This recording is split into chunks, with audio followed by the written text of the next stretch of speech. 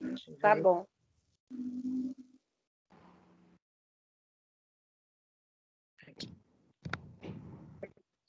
Então, vamos nos despedir da professora Érica, professora Isimar, desculpa, professora Isimar, estava lendo o nome de Érica aqui. Professora, muito obrigada pela sua participação. Desculpe aí os problemas, os percalços da tecnologia, mas foi muito valorosa mesmo, viu? A gente vai falar que eu vou mandar as perguntas dos meninos para você, tá bom? Pronto. Eu que agradeço a participação. Um grande abraço para todo mundo. Bom trabalho.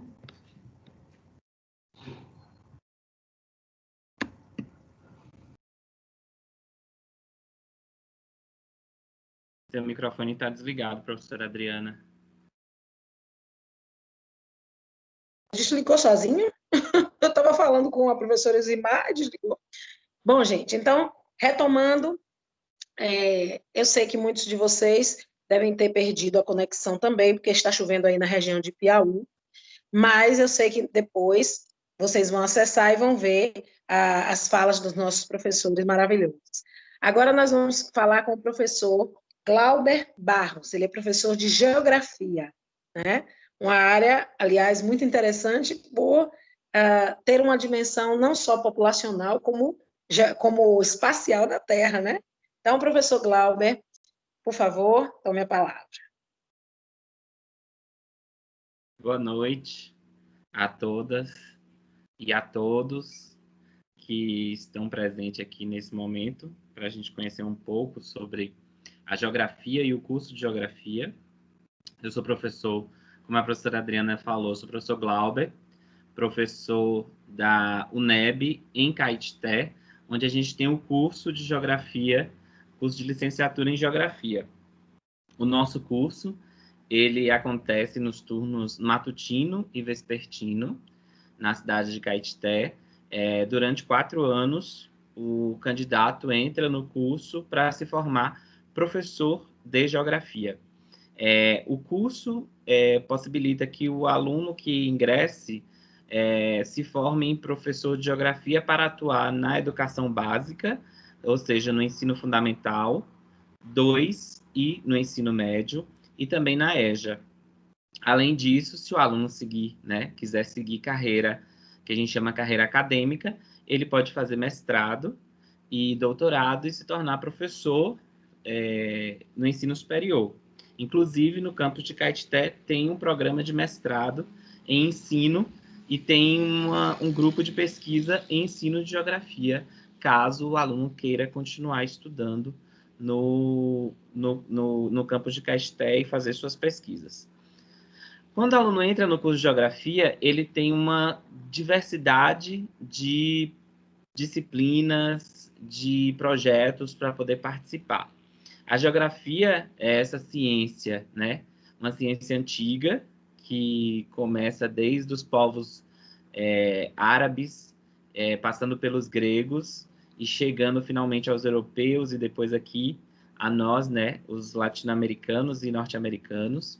Então, assim, ela é uma ciência que traz consigo uma preocupação de estudar como que o ser humano, como que nós, enquanto humanidade, mulheres e homens, nos relacionamos com o espaço à nossa volta. Então, a geografia ela está preocupada em estudar a cidade, como que as relações se dão no espaço urbano. Ela está preocupada em estudar o campo, entendendo como que também se dá as questões agrárias, como que acontecem as relações do ser humano com o espaço do campo, né? Se preocupa em estudar a relação desse ser humano com a natureza em geral. Então, a geografia ela tem esse foco, entender essa dinâmica, né, que se dá entre o homem e o espaço. E por isso, por ela ter essa possibilidade, é que ela acaba trazendo diversas possibilidades de estudo. Então, o estudante que entra no curso de geografia, se ele gosta mais de estudar a cidade, ele vai estudar estudar e fazer pesquisas na área de geografia urbana. Se ele gosta mais do campo, ele vai estudar a geografia agrária. Se ele gosta de política, ele pode se dedicar à questão da geografia política, que é essa geografia que a gente tenta entender as relações que acontecem entre os países, que acontecem entre os territórios, né? As disputas de poder, como que ocorrem essas disputas de poder pelo espaço. Agora, por exemplo, a gente tem uma disputa de poder acontecendo diante de nós, que é a disputa pela vacina, pela cura da Covid. Então, isso é uma disputa de poder, é uma disputa de território. Quem é o primeiro país que vai desenvolver a vacina? Aquele país que desenvolver a vacina vai ter, por exemplo, uma possibilidade de ganhar muito dinheiro, de determinar relações comerciais. Então, assim, o aluno da geografia, ele pode pesquisar sobre isso, pode estudar sobre isso. Além disso, a gente tem uma ciência irmã da geografia, que a gente chama de ciência irmã, que é a cartografia. A cartografia, se o aluno também quiser caminhar pelos caminhos da cartografia, ele vai poder aprender a produzir mapas, como interpretar um mapa, como fazer leitura de fotos de satélites, né? Então, é um mundo muito de possibilidades que o curso de geografia tem. Além dessas possibilidades, existe a geografia na perspectiva do ensino, ou seja, que é aquela que eu particularmente me identifiquei. Eu sou professor do curso de geografia, mas eu trabalho na área de ensino de geografia com estágio. Então, se o aluno quiser, ele também pode fazer parte dos grupos de pesquisa e pesquisar e se envolver com essa geografia que acontece dentro da escola, né? Como é que os professores estão ensinando geografia, como que os alunos estão aprendendo geografia. Então, a geografia tem essas possibilidades. Outra característica do curso é a variedade e a possibilidade do aluno ir a campo, né? A gente tem essa prioridade em desenvolver atividades de campo, em que a gente vai para diversos territórios do estado da Bahia, fazer pesquisas que aí essas pesquisas giram em torno da natureza e da questão social. Então, a gente vai, por exemplo, para a Chapada Diamantina, fazer investigações sobre os solos da Chapada, fazer investigação sobre a biogeografia, ou seja, como que os animais se relacionam com aquele espaço ali da Chapada. A gente também vai discutir as questões sociais, né? Como que o turismo predatório vem destruindo a Chapada Diamantina. Então, existem possibilidades de ir para a costa da Bahia fazer pesquisa, ir para o sertão da Bahia, ir para a Chapada, ir para o centro-oeste da Bahia. A gente já fez atividades em Barreiras, né? Então, a gente faz essas pesquisas de campo, geralmente uma viagem por semestre, a gente tenta desenvolver com os alunos. Antes da pandemia, a gente tinha uma viagem de campo, por exemplo, para Salvador, para pesquisar a geografia e a disputa dos territórios da população negra em Salvador, como que isso acontecia, né? Então, a gente tem essas atividades que acontecem dentro do curso de geografia, voltadas para o que a gente chama de geografia com o pé no chão, ou seja, aquela geografia que a gente coloca o pé na estrada e vai pesquisar e vai conhecer.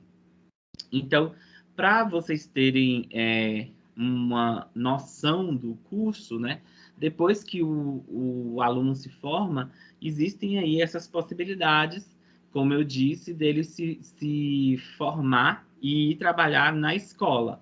Além da escola, trabalhar na universidade, e além da universidade, ele pode trabalhar em empresas produzindo mapas, se for aquele aluno que se dedicou mais à carreira, mais os estudos e a prática na produção de mapas, ou trabalhar em instituições de produção que a gente chama de cartas, que é a mesma coisa que o mapa, só que mais específicos, para trabalhar com um plano diretor urbano. Existem algumas possibilidades ainda mais amplas de atuação do profissional de geografia. Hoje, a geografia ela representa um saber e uma ciência muito necessária para a humanidade, já que ela tenta visualizar exatamente o que está acontecendo, né? A atualidade, a relação do ser humano com esse espaço agora. Então, assim, a geografia se apropria de discutir essas diversas dimensões do ser humano numa perspectiva mais atual Então, assim, a todo momento, o profissional de geografia está sendo necessitado, está sendo solicitado para poder participar dessas atividades, em que seja no campo da política, no campo da ambiental, no campo urbano, no campo agrário. Então, assim, há uma diversidade muito grande para que os alunos de geografia possam atuar. Então, eu diria que seria o espelho, né, um retrato, melhor dizendo, do curso de geografia lá do campus de Caetité, né, que a gente tem já o curso há mais de 15 anos. É um curso consolidado, que está de portas abertas, né, para todos que queiram participar, que queiram conhecer. É um curso que já está bem consolidado. A gente tem cerca de 4 laboratórios em funcionamento: o laboratório de ensino de geografia, o laboratório de cartografia, o laboratório de vídeo e o laboratório de geologia. Então, a gente tem muitos laboratórios, é um curso que está consolidado dentro do campus da UNEB. Então, assim, tem formado professores que têm trabalhado e que têm atuado na região, e não só na região, mas também em todo o Brasil. A gente tem muitos alunos que vão fazer mestrado e doutorado em outros estados e acabam ficando por lá e trabalhando e desenvolvendo suas pesquisas. Então, o curso de Geografia de Caetité é mais ou menos esse o retrato que eu tinha para descrever. Espero que, se vocês se interessarem, né, busquem o nosso curso, conheçam mais, tem o site daí disponível para conhecer o curso de Geografia. Obrigado. Ah, muito obrigada. Muito, muito, muito bom, professor. Eu vou aproveitar o gancho para pedir que você continue só falando o seguinte, para marcar isso, porque como eu sou de letras, então eu tenho tido muita ajuda dos meus colegas de geografia, justamente para falar sobre temas do Enem. Essa relação tem sido muito próxima. E os alunos, inclusive, a gente tem um professor de geografia bastante engraçado lá na escola e tal, e essa relação entre a redação do Enem e a área de geografia tem sido muito próxima, né? Eu queria que o senhor falasse um pouquinho dessa relação, para que eles entendam por que estudar geografia ajuda na redação, né? Sim. A geografia, ela é uma ciência que ela passou por muito tempo por várias transformações. E uma dessas transformações foi devido ao único prêmio Nobel que a gente fala que o Brasil tem, que é o professor Milton Santos. Então, assim, muitas pessoas falam, o Brasil não tem um prêmio Nobel. Tem sim. O professor Milton Santos é um prêmio Nobel. E ele deu uma discussão, ele trouxe uma discussão crítica, que a gente chama, né? Uma discussão crítica para a geografia. E essa discussão crítica é que faz com que a gente precise estudar geografia para fazer uma boa redação do Enem. Por quê? Como que é que acontece essa discussão crítica? A geografia, ela adivinha os temas do Enem? Não.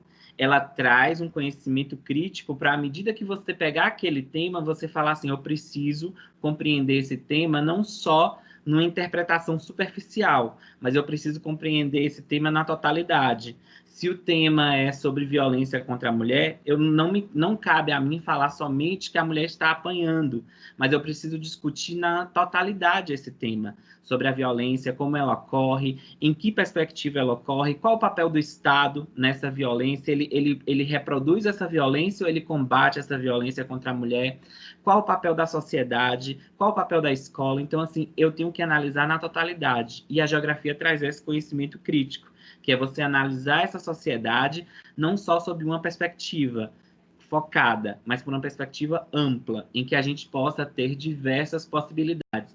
Eu tenho um amigo que fala que o geógrafo gosta de se meter em tudo, porque ele sabe falar um pouco de tudo.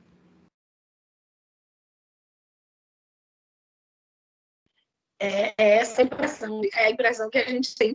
Né? E devo dizer que os papos com os geógrafos são bem interessantes, são bem plurais. Né?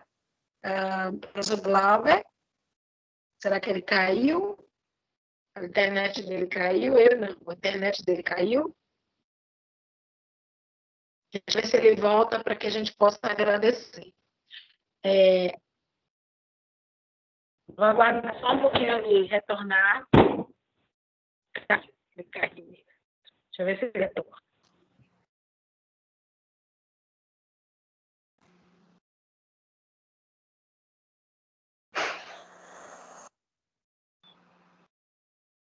Professora? Estou ouvindo, Laura. Ah, foi que eu Não estou caí. me vendo, né? Eu caí. Pronto. Meu computador travou. Certo. Bom, é por causa disso que eu acho que a geografia se constitui numa área bastante ampla e interessante, né? E aí, ela falando quando você caiu na internet aí, e bater papo com o professor de geografia é uma delícia, porque eles sabem de tudo. Os papos são muito bons do professor de geografia. Glauber, eu quero te agradecer, né, de coração, e eu espero que os estudantes vejam o curso de geografia, que às vezes a gente tem um professor com quem a gente não se identifica e acaba não gostando do componente da matéria por causa disso, mas na verdade não é isso. Cada um vai construir o seu gosto por aquela área. Vendo como vocês estão descrevendo, eu tenho certeza que não tem como não se seduzir por isso. Muito obrigada, viu, professor? Boa noite. Obrigado, professora. Obrigado. Valeu pelo convite. Boa noite a todas e a todos.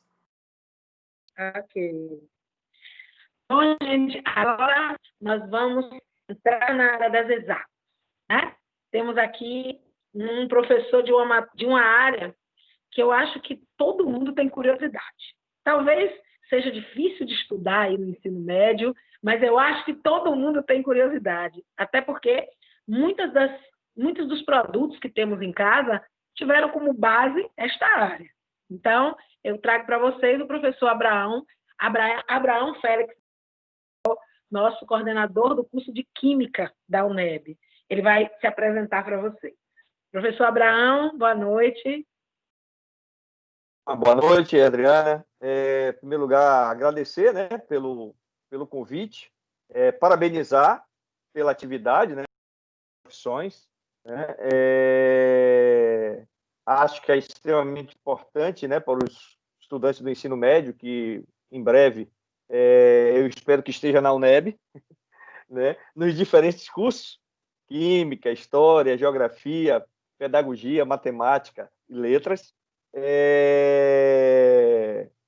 E aí gostaria de também parabenizar aos demais participantes, né? Ilzimar, Glauber, que acabou de sair, Conceição, Érica, né? E a própria Adriana, né? Eu acho que é um aprendizado, né? Enquanto eu estava ouvindo o Ilzimar, enquanto eu estava ouvindo o Glauber, eu estava também, em certa medida, aprendendo sobre a área que não é do meu cotidiano, mas que, de certo modo, dialoga, né? Na verdade, a gente faz uma divisão que, de certo modo, é didática, porém, na hora que a gente está atuando no cotidiano da vida, não existe aqui eu sou químico, aqui eu sou geógrafo. Na verdade, embora tenhamos a especialidade em cada uma dessas áreas, mas na hora de dialogar, esse diálogo é feito entre as áreas. E aí a Adriana acabou de colocar, por exemplo, o diálogo das letras com a geografia. Eu sou professor, né, do curso de licenciatura em Química no Campus 1, ingressei na UNEB em 2004, tá? E atualmente sou coordenador do curso de licenciatura em Química, como a professora Adriana colocou. Eu gostaria, já começando, a falar, né, o que faz o licenciado em Química, né? E aí o foco meu vai ser na licenciatura em Química, que é o curso oferecido na UNEB, né? E não tocarei nas outras profissões da Química. E, obviamente, poderão vir questões dos estudantes que vão nessa linha, não tem problema, podem mandar as questões que eu tratarei. Eu resolvi focar na licenciatura em Química, até porque, como o tempo é pequeno, eu acho que é melhor focar nela e, a partir daí, o estudante vai tendo uma perspectiva, se é exatamente essa inclinação que ele tem ou não. Quando eu começo a fazer a organizar a minha fala hoje, né, eu me lembrei exatamente o que é que me fez, né, gostar da área de química. Foi exatamente ir para o laboratório e tal. Depois é que eu passo a me interessar em ensinar química. Bom, o licenciado em química, de cara, uma coisa que ele vai fazer, o licenciado ou a licenciada, é ensinar no nível médio a disciplina química, tá? O professor, por exemplo, que vocês têm, ou professora de química aí na turma de terceiro ano, por exemplo, é uma pessoa que provavelmente deve ter feito a licenciatura em química, né, para poder ensinar, que é, inclusive o que está posto na lei, né? Para você lecionar, você precisa ser licenciado. Bom, mas além de ensinar química, o que o licenciado em química também pode fazer? Bom, ele pode se pós-graduar e passar a lecionar na universidade, né? Por exemplo, foi algo que eu fiz, tá? Eu cheguei a lecionar também no ensino médio, tá? Mas depois eu me pós-graduei, cheguei a uma época a conciliar um e outro, mas depois chegou um momento que ficou complicado. Então eu acabei num determinado momento optando pelo ensino médio, num outro momento passei a optar pelo ensino superior. Bom, mas também, além de pós-graduar e lecionar na universidade, ele também pode trabalhar na indústria química, petroquímica, farmacêutica, de alimentos, fertilizantes, pode trabalhar em empresa de tratamento de água, em empresa de tratamento de resíduos, pode trabalhar no treinamento de funcionários em indústrias, pode trabalhar como perito criminal na Polícia Civil, né? Provavelmente vocês devem assistir, ou já assistiu, enfim, de alguma forma conhece uma série chamada CSI. Ali tem uma série de peritos que, dentre aqueles profissionais, você pode ter também uma pessoa que tenha feito a licenciatura em Química. Também no Flash, né, o personagem Barry Allen, ele é exatamente um perito, né? Esse perito pode ser um químico, pode também ser um biólogo, né? Mas pode ser um químico também. O licenciado em Química pode trabalhar na editora de livros didáticos, pode fazer consultorias especializadas, pode trabalhar em cursos livres. Um tipo de curso livre, por exemplo, é o pré-vestibular. Ele pode trabalhar na implantação de laboratórios técnicos científicos. Tá? Então, veja a diversidade do licenciado em Química. É que quando a gente pensa a licenciatura em Química, pensa só pode ensinar. Não, ensinar é uma das, talvez, principais, né, tarefas, mas existem outras. Por exemplo, no curso de licenciatura em Química da UNEB mesmo, nós temos estudantes que trabalham como perito, né? Temos estudantes que trabalham em indústria, temos estudantes que trabalham em empresas de tratamento de água. Então, essa é a diversidade. Tá? Bom, sempre vem aquela pergunta, né? Quanto é que paga? Há mercado de trabalho? Se a gente pensar somente o professor de Química, é um mercado de trabalho que ele acaba sendo estando sempre em expansão, porque você tem uma demanda por professor que, à medida que a população vai crescendo, de certo modo, a demanda por educação também vai. Né? Daí a necessidade do professor. Com relação ao salário, bom, eu vou tocar aqui no salário de professor, porque para as outras possibilidades que eu coloquei aqui, o salário depende muito do ramo. Mas no caso para professor, há um piso, né, que é garantido em lei e anualmente ele muda. Então, por exemplo, o piso para esse ano para professor, para 40 horas, é R$ 2.886,24. Ora, esse é um piso que é para o professor, mas ele pode ser um balizador se você vai trabalhar na indústria, se você vai trabalhar numa consultoria, enfim, de certo modo é um parâmetro. Tá? E o piso significa que não se pode pagar abaixo dele, tá? Para esse número de horas aí, que seriam 40 horas semanais. Tá? Bom, durante a formação, basicamente, o curso, né, ele se distribui em algumas áreas. Então, eu vou citar aqui os componentes curriculares que aparecem no curso de licenciatura em Química, tá?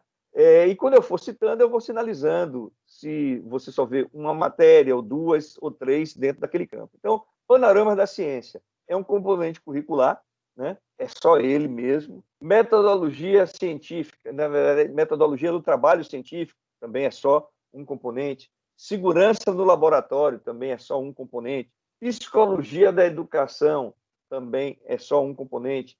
Matemática é uma área que está distribuída em matemática básica, cálculo 1, cálculo 2.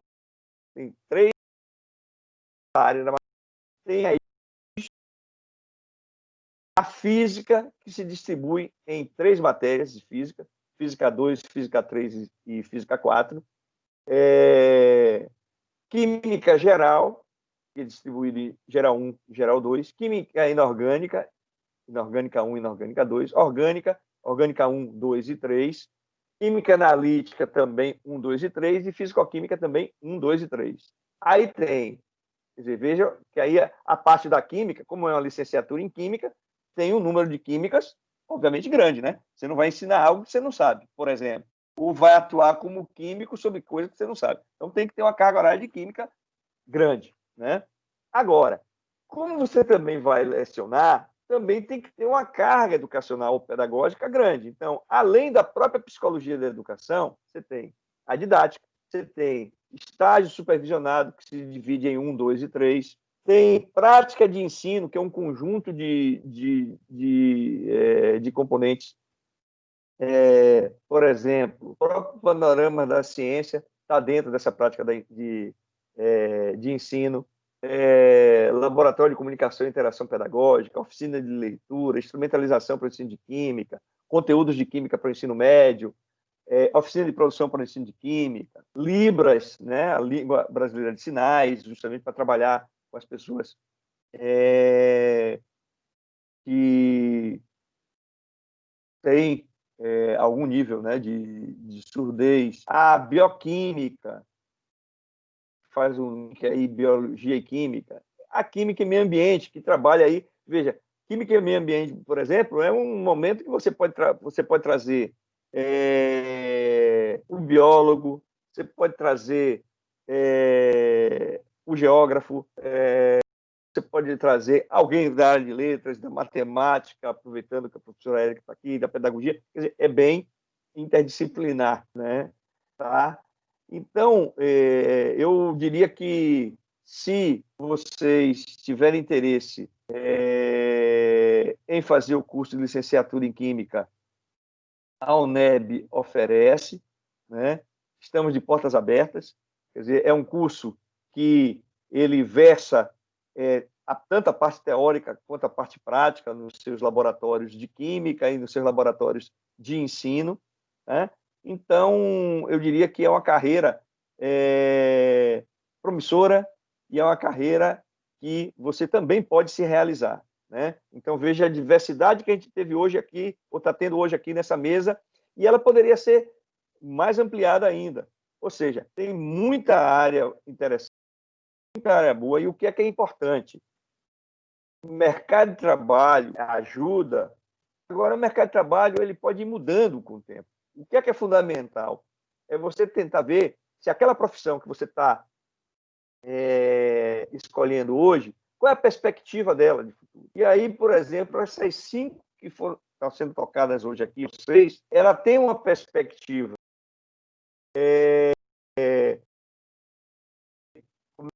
do salário também. Agora, fundamentalmente, tem que fazer a escolha tendo um prazer naquilo que vai fazer, tá? E ao você ter isso, né, a questão do salário, a questão das condições de trabalho, isso acaba você, de certo modo, procurando se organizar e procurando fazer a luta que se faça necessário. Por exemplo, esse piso mesmo, que hoje está em 2.800, vou arredondar para em torno de R$ 2.900. Há algum tempo atrás, se a gente botar há mais de 30 anos, não tinha esse piso. Foi toda uma luta do conjunto dos professores e professoras do país, né? Então, é importante a gente ter esse olhar, né? E, no caso, quem fizer a opção pela área da licenciatura, lembrar, né? Não tem um profissional que não passe pelo professor ou pela professora. Então, a gente tem que ter orgulho de qualquer profissão que a gente escolha. E a gente não tem que ter nenhum tipo de receio de, por exemplo, fazer a escolha de ser professor ou professora de química ou de qualquer outra área. Tá? Eu agradeço mais uma vez a participação, fico à disposição para depois receber as perguntas e responder, e agradeço mais uma vez o convite. Maravilhoso, professor. Acho que quem via química como uma coisa chata já está tendo um outro perfil depois né, com a sua fala, viu, professor? Aliás, eu vou aproveitar isso para que o senhor comentasse um pouco sobre uma dificuldade que eu sei que o professor de química tem na escola, na educação básica, principalmente nas escolas públicas, que é o fato de trabalhar química muitas vezes, sem um laboratório adequado. Porque a coisa do laboratório chama muita atenção do aluno, a perceber como manipular substâncias e etc., a perceber é muito melhor do que estudar aquela tabela periódica, né? Diga-se de passagem. Então, como é que a luta do professor no seu lidar, né? Principalmente o senhor já foi professor no ensino público de educação básica, lidar com a disciplina química, muitas vezes sem um laboratório, para que vocês possam mostrar realmente o que é a química que está ali, e não só a base de quadro, livro e tal. Como é que é essa realidade? É porque os alunos precisam perceber que essa é uma realidade que afeta não só a eles, que muitas vezes, não quero estudar química por isso, mas afeta o professor, porque o professor vem de uma formação que possibilitou isso, e aí, na hora da atuação, às vezes, no ensino público, há essa dificuldade. Fala um pouquinho sobre isso, professor, por favor. Adriana, esse questionamento seu me lembra que, inclusive, eu optei pelo curso técnico em Química antes de fazer o curso de licenciatura em Química, justamente por eu ter visitado o laboratório na escola técnica e vi estudantes, professores apresentando algumas experiências, né, com mudança de cor, e isso daí me empolgou, né?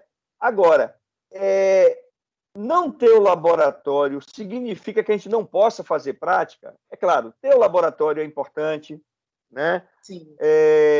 Mas em não tendo laboratório, ora, o laboratório pode ser até a nossa casa, obviamente com toda a segurança possível. Exemplo, você põe no congelador água e você põe no congelador álcool etílico.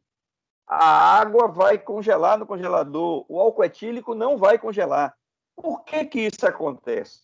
Quer dizer, isso precisa de laboratório para fazer isso? Não precisa. É óbvio que se você vai fazer uma reação que libera gás de hidrogênio, como, por exemplo, você pega sódio e coloca em água, não dá para fazer em casa, né? Mas você pode fazer isso na escola?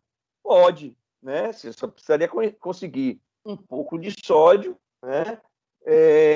E misturar com água. De preferência, não fazer isso dentro da sala, porque libera o hidrogênio e aí, de repente, alguma faísca pode levar à explosão. Mas veja, você pode fazer algumas. Os estudantes, se eles se empolgam, se o professor envolve eles no sentido de construir a prática, pedindo para trazer materiais e tal, é ele vai acabar se envolvendo. E tem algumas práticas que você pode fazer na sala de aula em que os próprios estudantes manipulam, né? Você não precisa necessariamente ter um becker, mas você pode ter um copo que pode simular um becker, né? E você fazer isso na sala de aula. E a prática ser uma prática manipulativa, claro que com materiais que não impliquem numa insegurança da turma, mas para ela ir ensaiando. Porque o que é que a química... Por que às vezes os estudantes não gostam da química? Porque a química é uma ciência eminentemente experimental, quer dizer, a teoria e a prática, elas precisam estar juntas. Então, realmente, você vê aquela tabela periódica e não articula aquela tabela periódica, os componentes que estão ali representados, os elementos que estão ali representados com a vida cotidiana, aí realmente fica complicado, né? Quer dizer, você tem ali o ferro, você tem ali o carbono. Ferro e carbono juntos formam o aço. Ora, não dá para você trabalhar a tabela periódica e não trazer um aço para a sala de aula. Se não quiser trazer o aço mesmo, o material, não trazer um vídeo que trate sobre ele, entendeu? Mas eu acho que o vídeo ajuda, então, mas é bom você estar com o material mesmo, né? Então, eu acho que eu costumo dizer para os meus alunos que serão futuros professores, realmente, você trabalhar uma química na sala de aula, eminentemente teórica, é para os estudantes não gostarem mesmo, não. Entendeu? Eu acho que nem eu gostaria. Agora, é possível fazer diferente? Eu sinalizei aí algumas dessas possibilidades. Por exemplo, explicar por que a água congela e o álcool etílico não congela. Olha, você passa por estrutura atômica, passa pela tabela periódica, passa por ligação química, passa por interações intermoleculares. Veja quanto conteúdo. Agora, não adianta eu trabalhar esses conteúdos desarticulado dessa prática. Eu acho que os caminhos existem, mesmo não tendo laboratório. Agora, se tiver laboratório, ótimo, mas não ter laboratório não é justificativa para não se trabalhar uma química prática. Desculpe que eu acabei me empolgando. Ah, não, que tá ótima a sua fala, professor. Eu fiz essa pergunta, essa provocação foi justamente para mostrar para os meninos que todo professor tem que ter criatividade, né? Todo professor tem que ter criatividade. Então, às vezes, passou pela vida deles um professor que não teve essa postura mais criativa, mas eles, se amanhã ou depois se tornarem professores, que eles mudem essa realidade e sejam criativos, porque possibilidades há, né? Professor, eu quero te agradecer muito, muito, muito de coração. A sua fala muito interessante, acho que para todo mundo, e dizer que nós estamos muito contentes em perceber que os cursos da UNEB estão muito mais próximos da nossa realidade do que a gente pensa, né? Às vezes tem menino aí que acha que a universidade é uma coisa tão distante. No entanto, a gente está aqui para mostrar que não é, que é possível, né? Com a dedicação, esforço, estudo, é possível. Muito obrigada, professor Abraão, viu? Tá bom. Eu quero ver o pessoal de Piauí entrando no curso de Química da UNEB, hein? Com certeza. Boa noite a todos. Boa noite. A todas. Boa noite. Bom, agora nós vamos ouvir a professora Maria da Conceição Ferreira, professora Consa, que é licenciada em Pedagogia.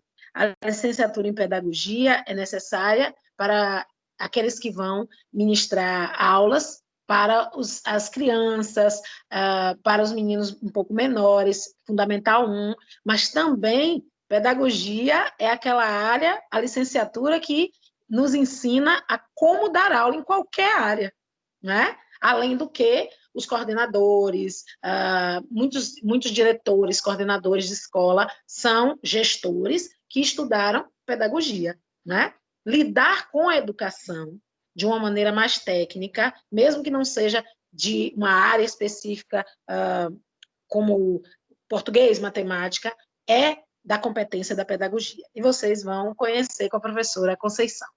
Consa, contigo. Boa noite, né, a todos e todas. Você, Adriana, com esse convite, esse coletivo aí de Piauí, me provocou a pensar algumas coisas, né, sobre a formação do pedagogo, da pedagoga. E assim, eu peço permissão, né, a vocês para passar algumas imagens, né? E a partir do momento que eu for passando as imagens, eu vou falando um pouco sobre essa trajetória do pedagogo e da pedagoga. Então, primeiramente, gostaria muito de agradecer, né, a Adriana, colega e irmã de muito tempo, né? Para quem não sabe, eu sou oriunda do campus de Piauí. Tenho muito carinho, muito apreço por este local, por este lugar, por estas pessoas. Então, vocês marcaram a minha vida, né? E marcam até hoje, nesse momento que nós estamos nos encontrando novamente. Em nome da professora também, né, gostaria de saudar a professora Isabel, apesar dela não estar presente, mas Bel é uma querida, né? E gostaria de saudar também o professor Abraão, todo o meu respeito, a professora Érica, né, os professores que estão aí presentes. Professor Zilmar, eu não sabia que era de Santo Amaro, né? Eu estou em Santo Amaro da Purificação, na casa da minha mãe, então eu sou santamarense mesmo, assim, sou mulher do Recôncavo, com muito orgulho, né? E assim, o que eu vou conversar com vocês, né, que estão, né, alunos, alunas, né, colegas aqui dessa mesa, né, é um pouco de um lugar no tempo onde tudo começou, né? Então, eu peço licença para apresentar para vocês, né, nesse momento, essas imagens, até para que eu não possa me delongar muito, mas são imagens que me acessam à memória. Como foi que a minha inclinação para a docência, de onde foi que ela partiu? Qual foi a minha referência, né? De que forma, será que é vocação, né? Algo que sempre, né? Eu gostei muito de alguns trechos da fala do professor Abraão, quando ele fala do orgulho de ser professor, né? Então, a docência, seja ela na educação básica, seja ela na educação profissional, no ensino superior, ela é visceral. Quem escolhe ser docente, né, é porque realmente está com um compromisso, cria um compromisso, né, com o educar, com a arte da educação. Então, Dri, carinhosamente, como te chamo, né? Fiquei muito feliz em ver você novamente, que saudade.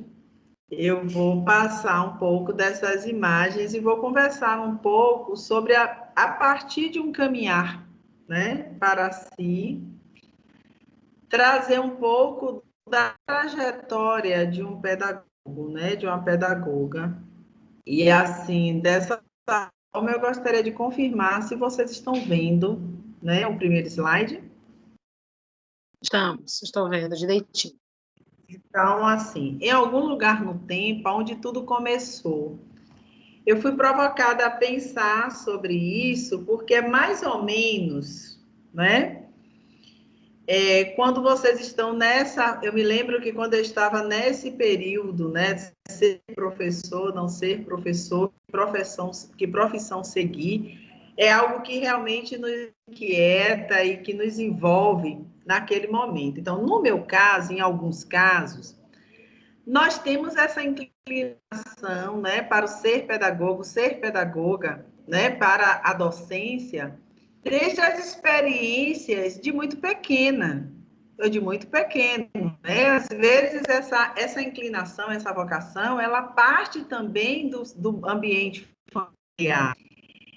Então, ser pedagogo, ser pedagoga, nesse momento, para mim, partiu de uma construção social, né, que se iniciou no meio social da minha infância. Então, é a única foto que eu tenho desse período, né? Eu tenho pouquíssimas fotografias de quando era criança, então essa é uma foto para mim muito marcante. E aqui a foto, essa fotografia remonta quando minha mãe escolheu o magistério como profissão. Minha mãe é essa aqui, ó. Ela é bem tímida, tá aqui bem escondidinha, e que naquele tempo era considerada como as normalistas, né? As professoras ou as aspirantes, né, do curso normal. Essa nomenclatura de curso normal, ela tinha um contexto, né, histórico da época, e que no meu caso de formação já foi com a nomenclatura por das leis de diretrizes e bases, né, de formação profissional no magistério. Então, na verdade, essa formação no magistério, né, me deu a possibilidade de passar no meu primeiro concurso. Então, foi a primeira etapa, trazendo um pouco de Antônio Nova, é a primeira etapa, né, da vida de um professor, é quando ele passa a experiência, né, é credenciado, oficializado, e quando ele passa num concurso público, né, hoje tão questionado, né, em tempos de pandemia, a gente tem um pandemônio político, um pandemônio social, um pandemônio emocional. Então, nós estamos no meio do caos, né, praticamente dito. E assim, né, eu tive as minhas primeiras turmas de atuação na docência nos anos iniciais no município de Candeias e Santo Amaro.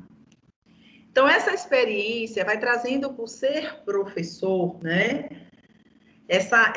o ser pedagogo, que aí eu ainda não era pedagoga nem pedagogo, mas eu já estava criando um itinerário formativo para me especializar nessa profissão.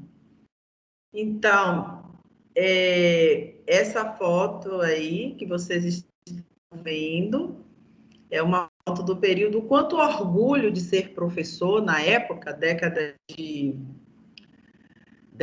80, foi década de 80 aí, né?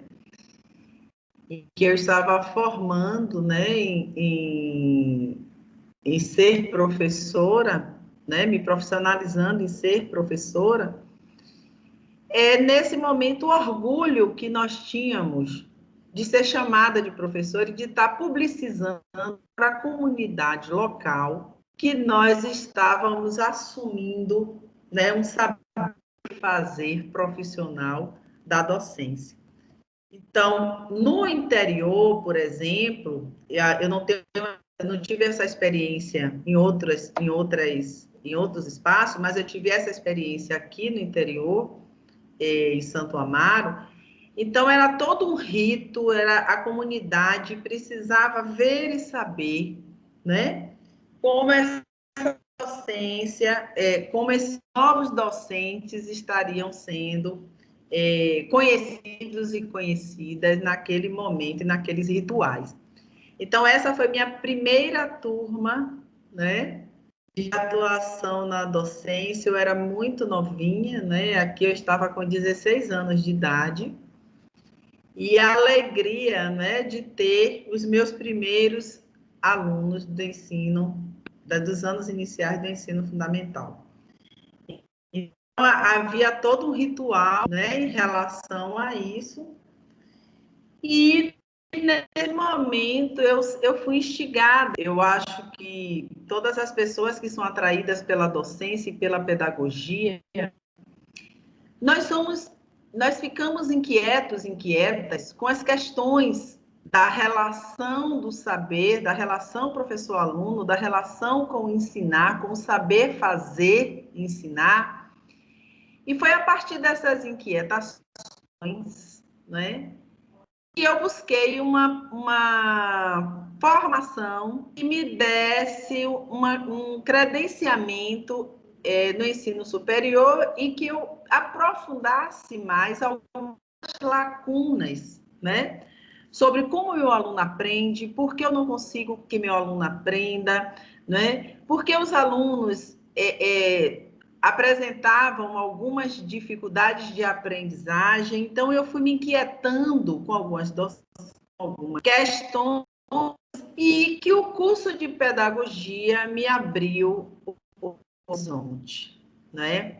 Então, eu gostaria de dizer para vocês que o curso de pedagogia da UNEB, né? Eu sou egressa desta casa, do campus DEDC do campus 1. Então, a pedagogia, ela tem um viés visceral na minha vida, principalmente pelas referências, né, de docentes que têm isso. Nós, para nos apaixonarmos por uma profissão, a gente precisa também ter referências apaixonantes.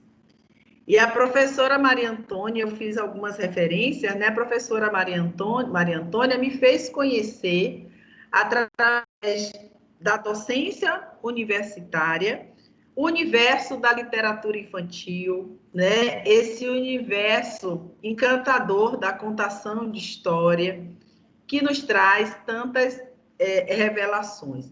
Não poderia deixar de passar, por exemplo, uma experiência e referência apaixonante, a imagem, né, quando eu me tornei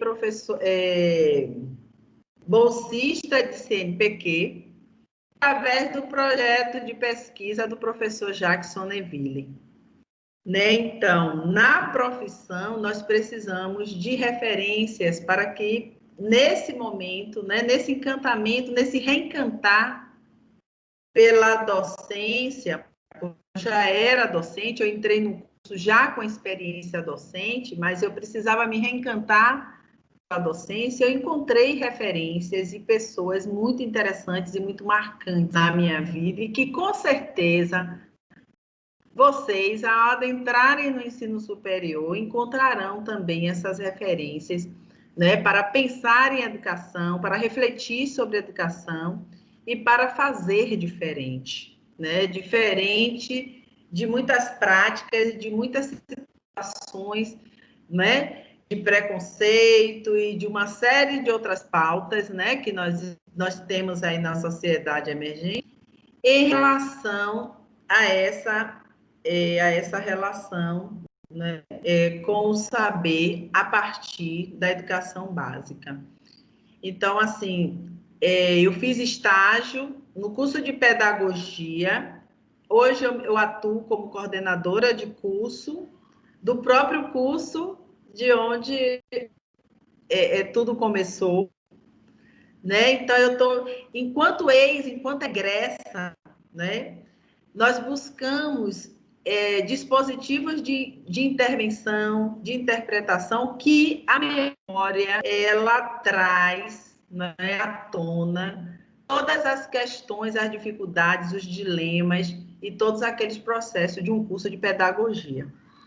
Então, assim, os estágios, ele faz com que nós tenhamos um contato com a comunidade.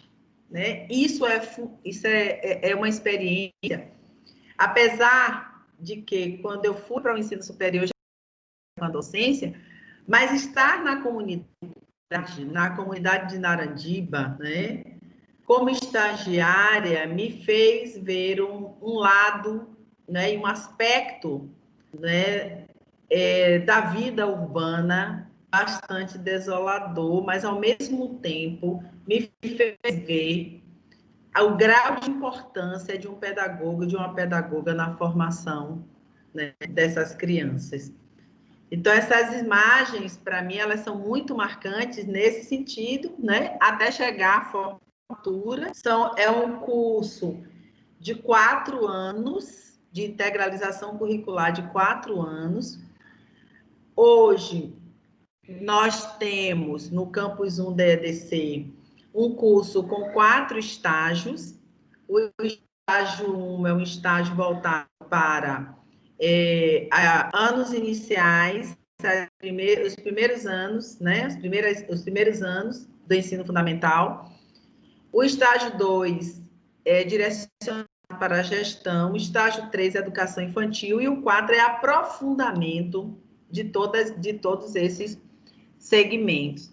Então, dessa forma, né, nós refletimos, né, eu falei com vocês das referências que nós temos, então, essa construção, ela tinha um alicerce, né, minha mãe era professora, eu venho de uma família de professores, né, esse é meu pai, hoje falecido, mas é uma referência muito grande para mim, né?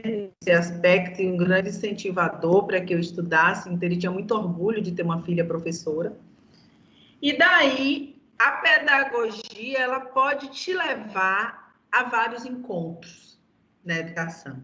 Encontros com teóricos, encontros regionais, encontros com outras a partir desses encontros, da pedagogia, a partir da pedagogia, do fazer um curso de pedagogia, eu pude conhecer Perrenot, pude conhecer Selma Pimenta, né? Ivani Kensky. Então, foram pessoas importantes para todo o meu processo formativo. Então, por que eu trago algumas referências assim? Porque foi a partir daí que a pedagogia me levou a viajar. Então, a importância da viagem para você se encontrar novos sabores, novos sentimentos, novos olhares, novas culturas, né? Novos lugares. Então, isso também é proporcionado por um curso, né, superior, pelo curso de pedagogia e todas as suas nuances. Então, a atuação do pedagogo, como a Adriana bem falou, nos proporciona, além da atuação na educação, é uma formação bastante aberta no sentido de atuação, porque o nosso objeto é o objeto do ensinar, né, da relação com o saber, no sentido da educação, de educar, na educação básica, né, a preocupação com a educação básica, e para isso, a partir da resolução do CNE de 2002, todo professor e professora da educação básica tem que passar por uma formação no ensino superior, no curso de pedagogia, nos leva também para nos aventurarmos por outros lugares. Então, eu vou mostrar para vocês alguns lugares que a própria pedagogia pode nos levar, né? A conhecer pessoas como a Ivani Kensky, né? Que reflete sobre a educação à distância desde muito tempo, né? Há a formação continuada, conhecendo todos territórios, né, da Bahia, lugares outros, através de formação de professores, né, em vários lugares. E uma das questões marcantes é a possibilidade de adentrar ao ensino, a formar professores através do ensino público, né, da educação pública. Então, como é cara para nós a educação pública? Como é cara para nós a escola pública, né? Eu sou oriunda, né, de uma cidade do Recôncavo, de Santo Amaro da Purificação, mas, ao mesmo tempo, a gente tem a possibilidade de ser local e global. Ser local, né? Ao mesmo tempo de você estar localmente ligada à comunidade, ligada às pessoas, você está também conectada em rede com o mundo, com a humanidade em si. Então, me deu a possibilidade, por exemplo, de passar no curso como professora do curso de pedagogia da UESB, que foi foi encantador, né? Eu tive uma felicidade imensa quando recebi resultado, que seria professora do curso de pedagogia da UESB de Jequié.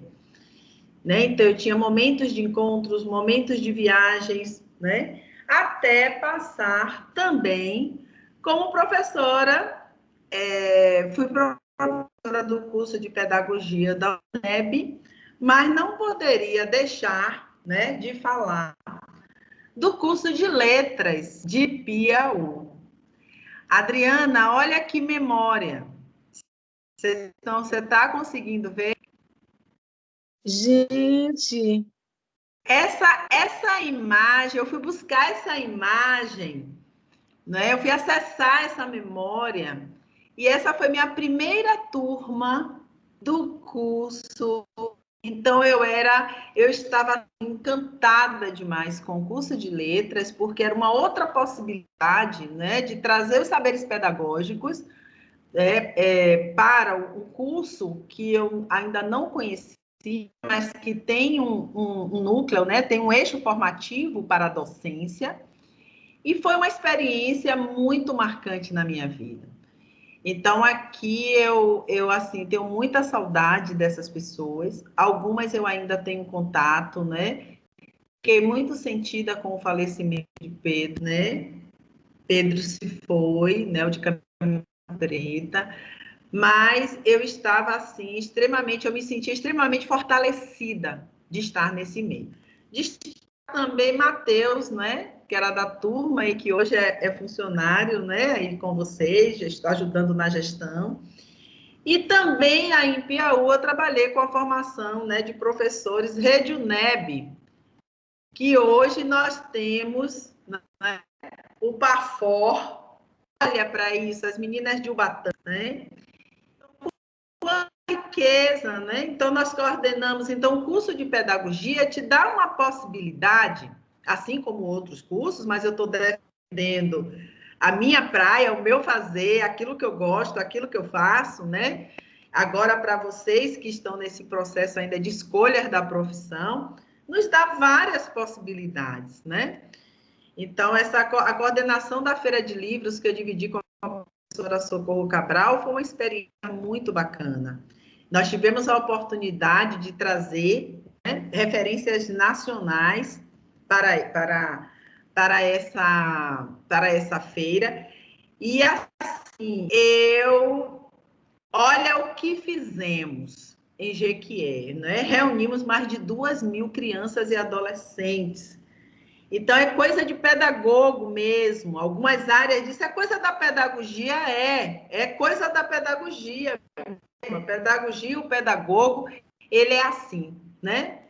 Ele se encanta, ele se reencanta, ele fala de forma apaixonada, né? Poética. Se não for assim, não dá para falar, né? Sobre pedagogia. E dessa forma, essa imagem me traz um pouco de outros passeios que foram feitos pela educação à distância, né? Que daí emerge o meu mestrado com o tema Docência Online, Rupturas e Possibilidades para a Prática Educativa. Olha o quanto é atual. Eu discuti isso em 2006. 2006, eu estava discutindo, junto com o professor Jacques, no PPG Educ, Docência Online, Rupturas e Possibilidades para a Prática Educativa. Logo depois do mestrado, né? Me desculpe, mas é porque a gente ainda tem a professora Érica e eu para falar. Não, eu já estou terminando. Então, eu já estou finalizando. Desculpa, então, assim, mas eu vou daí surge o doutoramento, né? E isso não parou por aí, né? Nós demos continuidade à família, né? Minha filha hoje é também da área de educação, só que ela escolheu a licenciatura em biologia, e eu gostaria de fazer uma homenagem especial em memória de um cientista social que, além de professor, profissional, humano, é realmente um professor inesquecível, o professor Jurandir Oliveira, né, que hoje nomeia o auditório do ETC. Então, é isso, né? Muito obrigada. Eu gostaria de agradecer mais uma vez, né, por esse momento bastante marcante, e estou à disposição.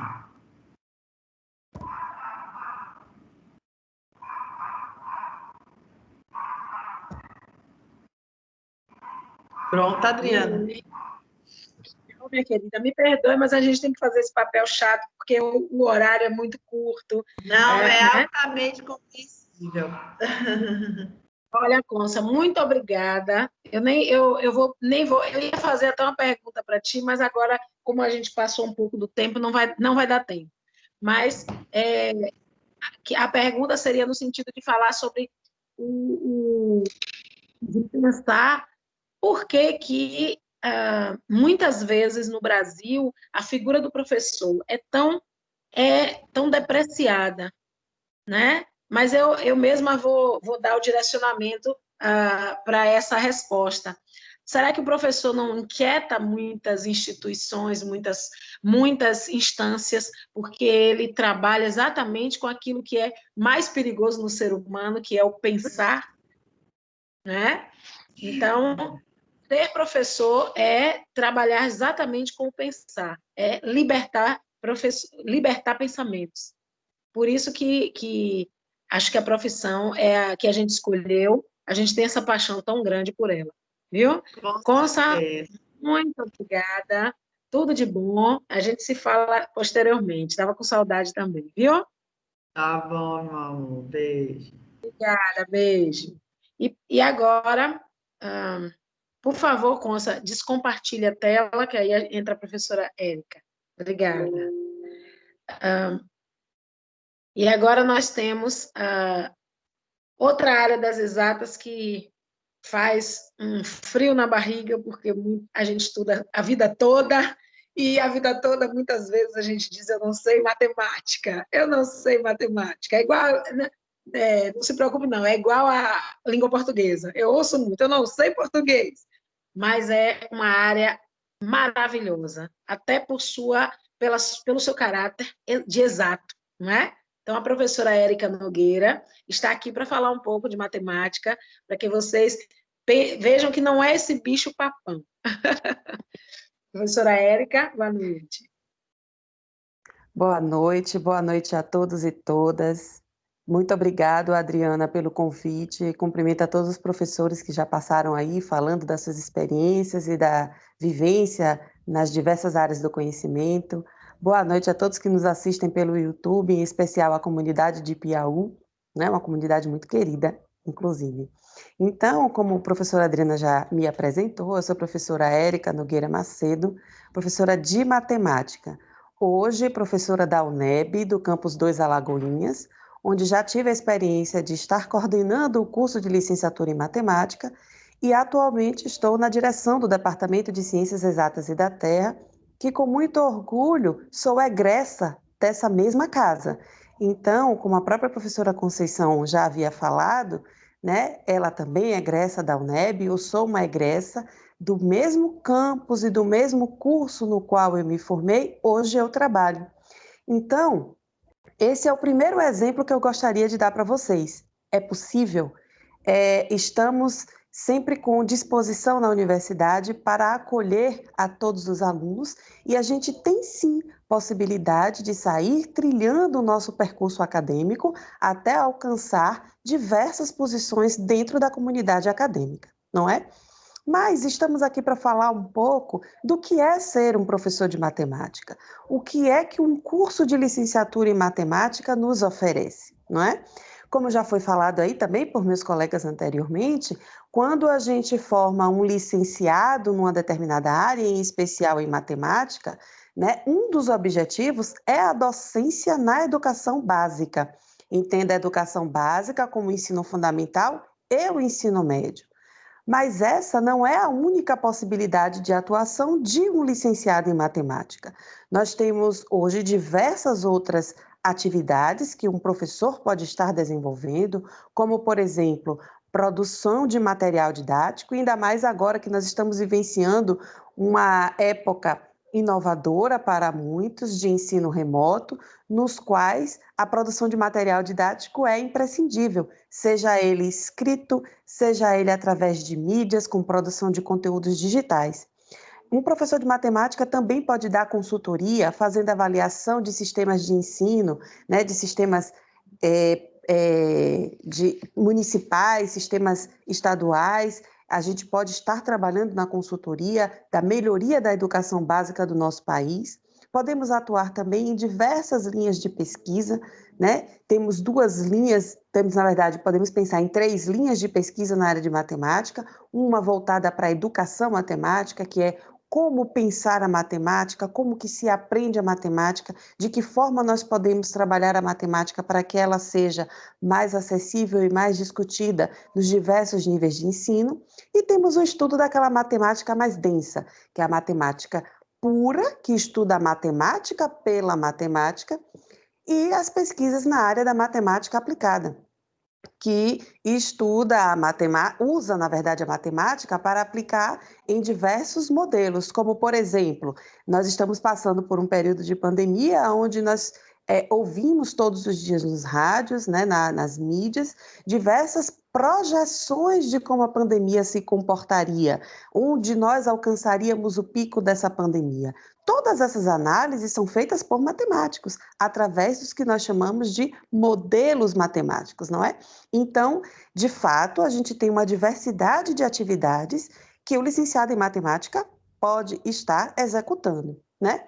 Em particular, falando da nossa casa, da nossa UNEB, nós temos 6 cursos de licenciatura em matemática distribuídos aí pela Bahia. Como eu falei anteriormente, eu trabalho no curso de licenciatura em matemática que fica na cidade de Alagoinhas, que é o campus 2 dessa universidade. Mas a gente tem em mais outros 5 campos que vocês podem estar acompanhando pela página da nossa universidade, quais são essas demais localidades, né? E como é que é esse nosso curso de matemática, não é? Como a gente vai formar inicialmente um professor, eu preciso fazer uma parceria aí com a pedagogia, como a nossa querida Conceição já trouxe a experiência, né? Nós temos sim, durante o curso de matemática, uma parte teórica, prática também, que trabalha com o estudo da pedagogia, sim. Inclusive, com diversos componentes curriculares voltados para o estudo do que é ser um professor, de como é ser esse professor na prática. Porém, o nosso objeto de estudo é a matemática. Então, passamos por uma diversa gama de componentes curriculares específicos que vão estudar toda a matemática de maneira mais profunda, que vocês aprenderam aí ao longo dos anos, né, do ensino fundamental, mas também ela não encerra aí esse estudo. Nós aprofundamos um pouco mais o estudo da matemática para um nível um pouco mais elevado do que o que vocês viram nos ensinos básicos, né? Então, aí entra um estudo dos cálculos, um estudo teórico da matemática, que é trazido pelo estudo das estruturas algébricas, não é? E isso vai sendo permeado por todo o curso, até chegar o momento onde a gente começa a experimentar essa prática através dos estágios, que assim como na pedagogia, ele permeia o curso de matemática com 4 componentes curriculares de estágio, onde o aluno tem a oportunidade de fazer primeiro uma observação para depois fazer uma experimentação como sendo o regente de uma sala de aula, não é? E durante esses 4 estágios, a gente tem a possibilidade de ter, enquanto aluno, a experiência tanto no ensino fundamental quanto no ensino médio. Então, o licenciado em matemática, ele sai habilitado para dar aula nesses 2 níveis de ensino, né? No ensino fundamental e no ensino médio, e ele passa por essa experiência através dos estágios curriculares. Porém, um curso de licenciatura em matemática, em especial o nosso, da UNEB, não se passa apenas pelo estudo desses componentes curriculares. Não passa apenas pela experiência prática através dos estágios que são obrigatórios no currículo, né? Nós temos também uma diversidade de atividades que fortalece a tríade do que a gente chama na universidade, que é o ensino, a pesquisa e a extensão. Então, dentro do seu percurso formativo, vocês vão ter a oportunidade de participar de diversos projetos, sejam eles de ensino, sejam eles ou de pesquisa, ou também de extensão. Nós temos diversos projetos que trabalham com atividades diferenciadas, atividades lúdicas. Uns focam para o ensino da geometria, outros focam para o ensino de atividades geométricas voltadas para práticas de artes visuais. Outros focam para o estudo, por exemplo, que eu tenho certeza que vocês conhecem, das questões voltadas para a Olimpíada de Matemática das Escolas Públicas, a OBMEP, que é bem conhecida de vocês, tenho certeza, não é? Então, nós temos diversos projetos que permeiam esse curso. E o aluno, ao longo do seu percurso formativo, ele pode estar experimentando de maneira diversificada qualquer um desses projetos.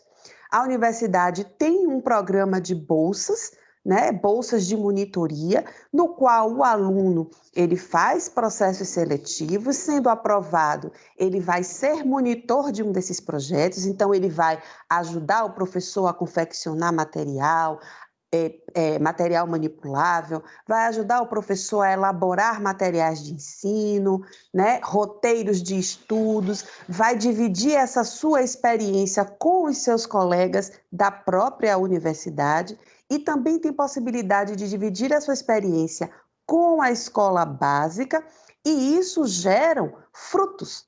Quais são os frutos que isso pode vir a gerar, né? Isso geram trabalhos acadêmicos, em que esses trabalhos acadêmicos, em sua grande maioria, são submetidos a eventos científicos e, sendo aprovados, os alunos têm possibilidade de estar viajando, como Conceição também trouxe para a gente, né?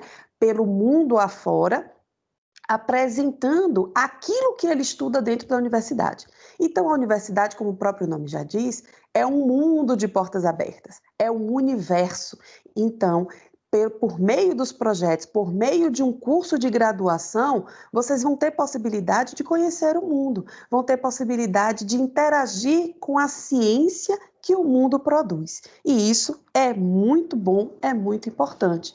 Trazendo como experiência, nosso curso de licenciatura em matemática já teve diversos alunos que apresentaram trabalhos em eventos acadêmicos por dentro do Brasil, nos principais estados do Nordeste, Maceió, Natal, estados do Sul, São Paulo, né? Estados também do Centro-Oeste, em diversos. O último evento que os alunos participaram de maneira bem maciça foi no EBEM, no Enem, que é um Encontro Nacional de Educação Matemática, né? Um evento muito interessante que acontece de 3 em 3 anos, e também já tivemos diversos alunos que apresentaram trabalhos fora do país, em Portugal, por exemplo, não é? Então, essa é uma das possibilidades de vocês estarem desfrutando do que é ser universitário. E como a Adriana falou, a gente com certeza, durante esse percurso formativo, desfaz essa impressão de que a matemática é difícil, até mesmo porque os nossos dirigentes, né, nós, gestores da universidade, pensamos o tempo inteiro em qual a melhor forma de oferecer um curso formativo para vocês. Então, ao longo dos últimos anos, os cursos, todos eles, têm passado por constantes atualizações, né, de acordo com o que prezam as normas regimentais, né, que são decretadas pelo governo federal, pelo governo estadual, e com a atenção do corpo docente desses cursos. Então, hoje nós temos um curso de matemática muito mais voltado para a experiência prática, para que o aluno possa vivenciar a matemática que ele já traz intrínseca, né? Porque a matemática, ela está no mundo, ela permeia toda a nossa existência. Então, a gente senta, discute e faz atualizações constantes para que a gente tenha sempre a condição de oferecer um curso próximo da realidade e que tente sempre desfazer essa impressão, né, essa sensação de que a matemática é difícil e que não é para todos. Um grande exemplo disso é como a Olimpíada Brasileira de Matemática das Escolas Públicas, ela tem crescido, né, na sua adesão pelas escolas todas do estado da Bahia e como a universidade tem utilizado essa ligação da universidade com a escola básica para poder fazer a aproximação e o aprofundamento do estudo da matemática. Um grande projeto também que tem na universidade e que aproxima os nossos alunos da licenciatura em matemática, da escola básica, para que ele possa experimentar e vivenciar como que ele pode ser um professor melhor, como que ele pode ser um profissional mais completo, é o projeto que chama de PIBID, que é o Programa de Iniciação à Docência, e o Residência Pedagógica, que é um programa que faz com que os nossos alunos desenvolvam atividades baseadas em ciência, baseadas em pesquisas, junto com a escola básica, diretamente com os alunos e diretamente também com os professores da escola básica. Então, hoje, nós temos toda uma troca de experiência, né, entre a escola básica e a universidade, e tenho certeza que nesse processo que vocês estão, de escolha de uma profissão, de escolha de um caminho a seguir, né, uma experiência dessa, sendo inclusive como aluno do ensino médio, com certeza faria toda a diferença e com certeza mostra que a universidade está aí para todos nós, que é possível sim, que a gente consegue sim entrar na universidade, ter um percurso formativo e alcançar grandes conquistas, não é? Continuando, na universidade, uma vez que a gente consiga já concluir a nossa primeira formação, que é a graduação, né, a licenciatura, nesse caso, que eu estou representando em matemática, nós temos também possibilidade de continuar com a nossa formação, que é o que a gente chama de formação continuada, né? Na própria universidade, nós já temos alguns programas de especialização, em particular no campus de Alagoinhas, nós temos uma especialização em educação matemática, na qual os alunos graduados, né, que já conseguiram a formatura em relação ao curso de licenciatura, eles ingressam para estar aprimorando ainda mais alguma temática que ele escolheu, né, para poder estar fazendo uma pesquisa, produzindo um trabalho acadêmico, que também futuramente pode ser a porta de entrada de um mestrado, de um doutorado, que com certeza daqui a alguns anos nós também teremos disponível na nossa universidade, certo?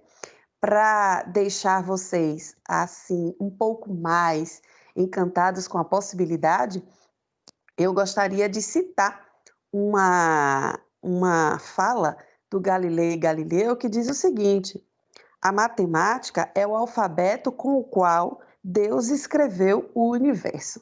Então, não adianta a gente dizer que não gosta, porque ela está presente na nossa vida o tempo inteiro.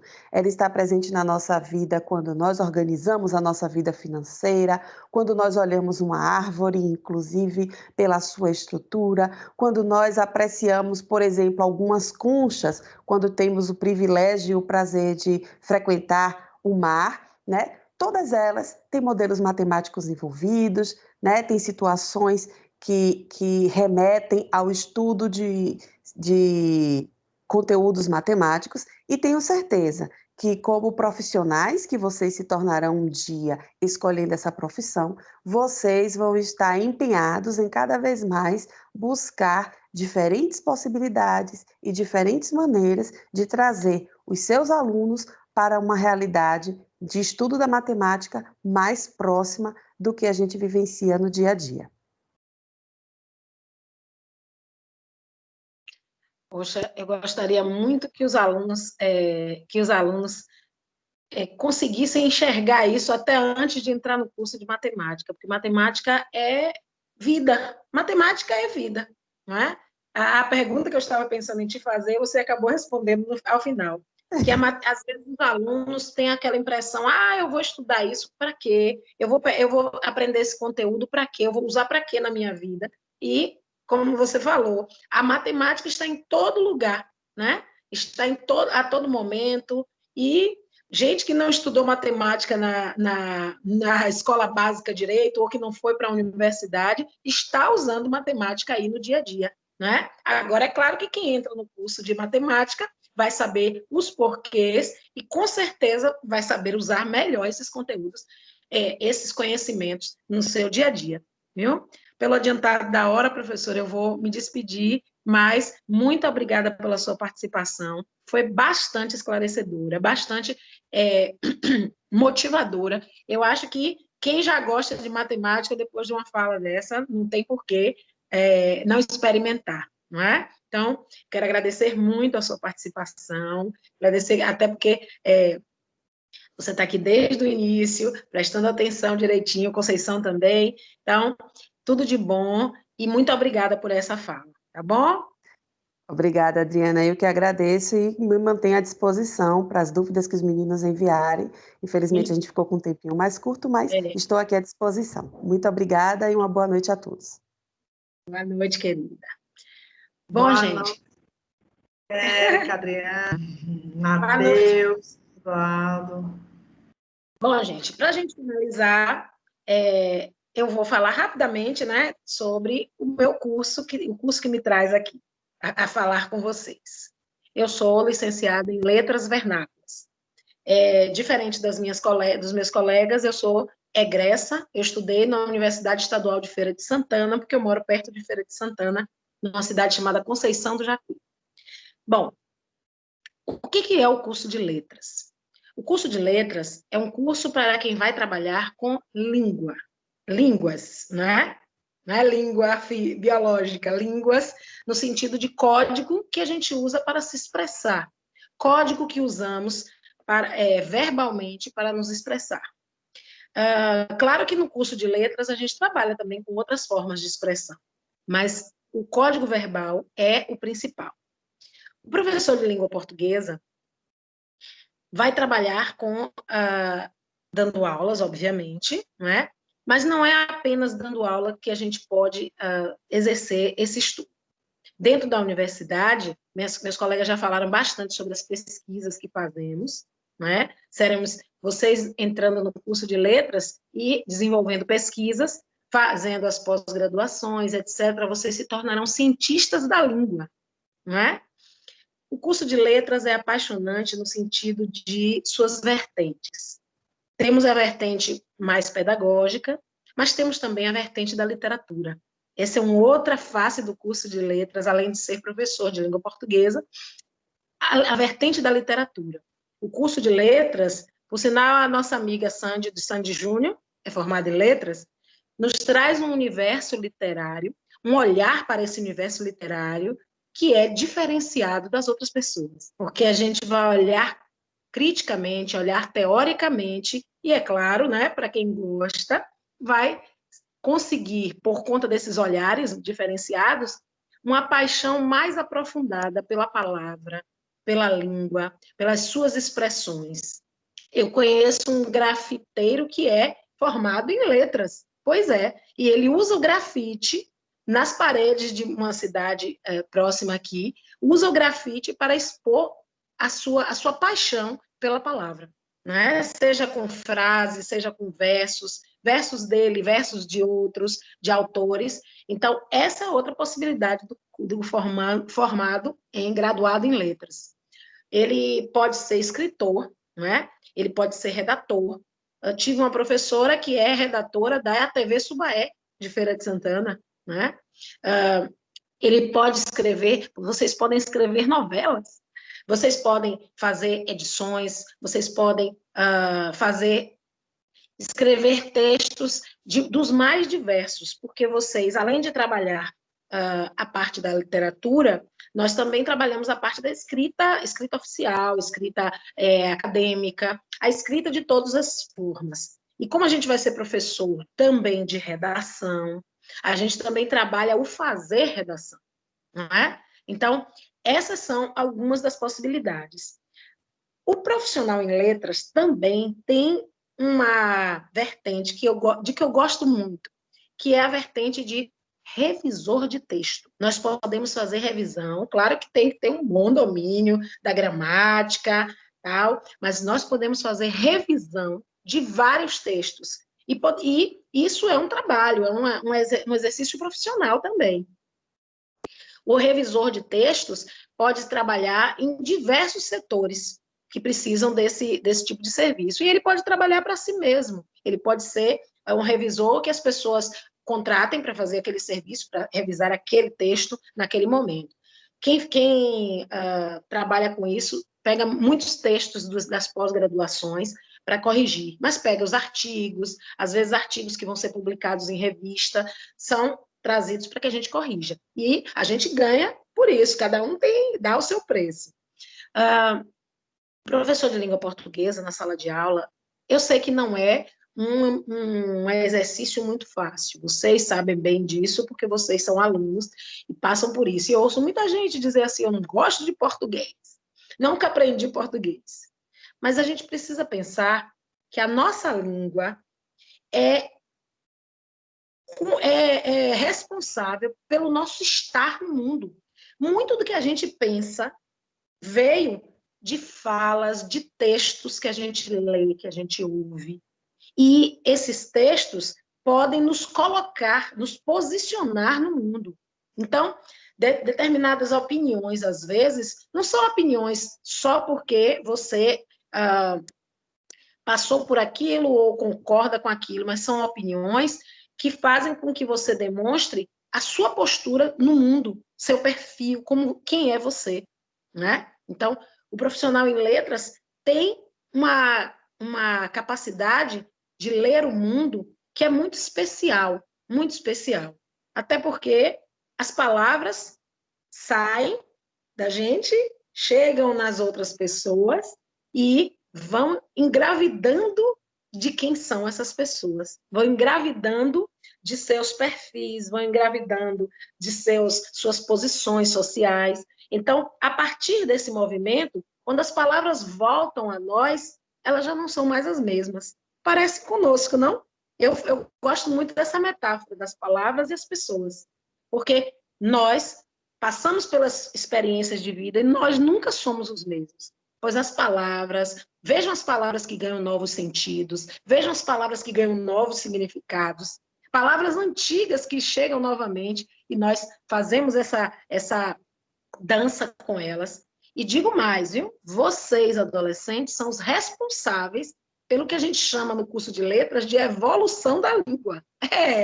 Porque vocês têm uma criatividade para criar palavras, né, que a gente chama de neologismos, que nos encanta. E muitas pesquisas que são feitas no curso de letras levam muito em consideração as gírias, as palavras que os adolescentes trazem, inventam, ressignificam, palavras que já existiam, que ganham novos significados. Então, o curso de letras, basicamente, se configura dessa maneira. Você tem a oportunidade de lidar com o seu idioma. E se você não quiser lidar só com o idioma da língua portuguesa, você pode estudar letras com inglês, letras com francês, letras com espanhol. Esses 4 cursos, o nosso é letras, língua portuguesa e literaturas. Esses 4 cursos a UNEB possui e eu acredito que ninguém que adentrar um desses cursos vai se desencantar, né? As 3 áreas, redação, gramática, literatura, né? Gramática e linguística, literatura, essas 3 áreas podem te dar uma luz melhor e depois, nas pós-graduações, você pode escolher uma dessas 3 áreas e fazer um aprofundamento de suas pesquisas. Bom, gente, é isso. Mais uma vez eu peço desculpas pelos entraves aí da tecnologia, a gente precisa ter paciência para lidar com isso, esse é o nosso novo normal. Eu quero agradecer a todos e todas por estarem aqui, por assistirem, né? E sempre que pensarem no que vão fazer daqui para frente, pensem naquilo que fará vocês felizes. Eu sei que muita coisa lá fora está dizendo ganhar dinheiro é felicidade. Pode até ser, mas estar exercendo aquela profissão que te deixa feliz, que faz você acordar de manhã e ter novas ideias e pensar, poxa, eu vou fazer meu trabalho dessa maneira, fazer meu trabalho com afinco, eu vou fazer esse projeto, eu vou fazer dessa maneira. A profissão que te deixa nessa perspectiva é aquela que te faz feliz. A minha foi ser professora. Então, eu espero que vocês também se deliciem, sejam seduzidos pela docência, porque, apesar de todos os entraves, é uma profissão muito legal, muito bonita, e que você conhece pessoas, coisa mais importante do mundo, tá bom? Muito obrigada, boa noite a todos, e saúde paz, e que essa pandemia acabe e a gente tenha nosso normal antigo de volta. Um abraço a todos e todas. Obrigada, Adri. Um beijo grande, amiga. Um beijo grande.